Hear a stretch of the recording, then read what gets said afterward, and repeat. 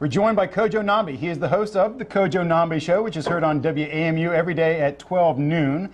And he's also the host of Evening Exchange on WHUR-TV. Kojo, thanks for joining us. Segraves, thank you very much for having me. Well, Kojo, everybody knows the voice, but now they're going to get to see the face and really meet the person.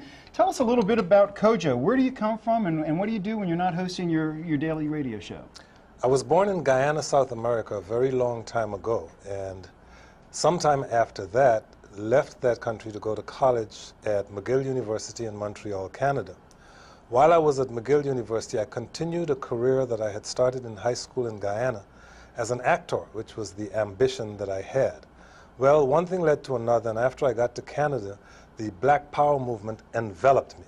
I left Montreal, Canada, moved on to New York, joined the Black Panther Party in New York in the late 1960s, and during the course of that time continued to do a form of street theater. Came to Washington, D.C. to pursue my education, got involved with yet another organization that began to do children's plays on the radio.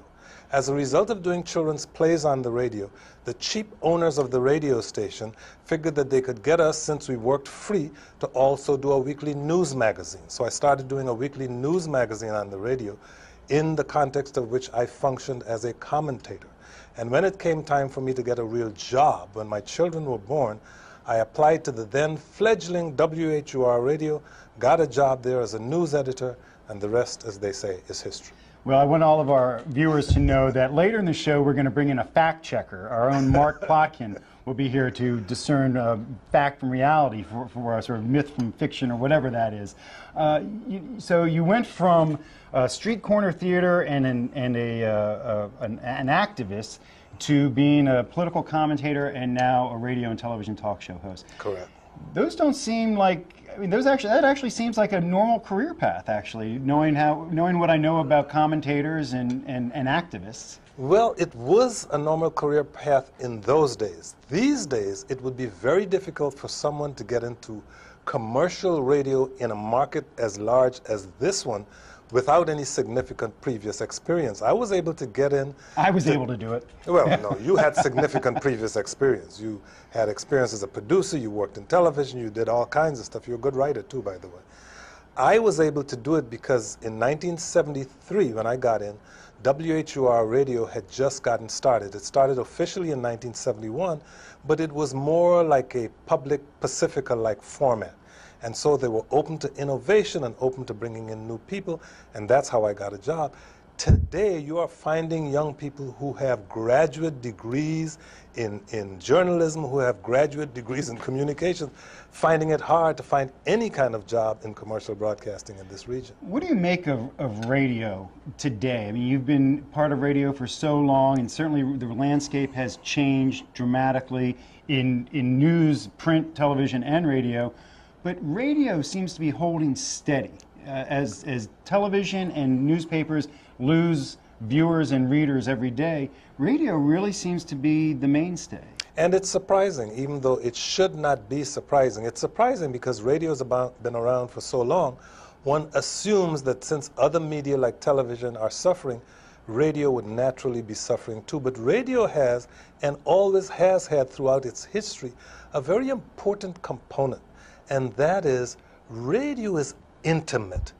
People have a personal relationship with the radio, the kind of relationship that they don't have with their television sets or their newspapers. Some people may have it with their tweets, or they may have it with their Facebook pages, but with radio, you're always talking to a person. That person might be listening in a car, they might be walking down the street listening in headphones, they might be out jogging, but it's always an intimate and personal relationship. And because even as technology advances and media expands, people cherish the personal relationship that they can have on the radio that they can't find in a lot of other media. And because radio has adjusted, even as the technology has changed and can now come to you through a variety of platforms, radio continues to be strong. You know, I was introduced to you through the politics program, politics show that you did with the guy who'll be on later. And we're going to reunite Plotkin and Kojo for you later on in the show. Unfortunately, yes. But you do more than just the political show on Friday that so many people know you about. You have tech shows, you have wine shows. I mean, you really just cover the gamut of conversation in the nation's capital. And I'm wondering, you can't possibly be interested in all of that. I mean, are there times when you gear up for a show and you're, like I did for this show, you're really not that interested in the subject matter, but you do it anyway? Or are you really that well versed on all these topics? Publicly, I am very well versed on all of these topics. However, between you and me, I have producers who do a great deal of that work. I am curious about a great many things, interested in a great many things, but I don't personally know a great deal about gardening. I don't personally know a great deal about wine, but I have producers who are diverse in their interests, and every week we have a show, a meeting in which people are asked to suggest topics and then asked to defend topics. Each topic has to pass the so what, who cares test. So people can bring whatever their interests are to that table, and once it passed the test of other people being interested in it, we'll do it. There was a time when our show was described by some listeners as being, quote unquote, delightfully eclectic. However, it had become so eclectic that people did not know what to look for when they tuned in from day to day. And the other thing radio has besides intimacy is that it's habit forming. People like to know exactly what's coming and when.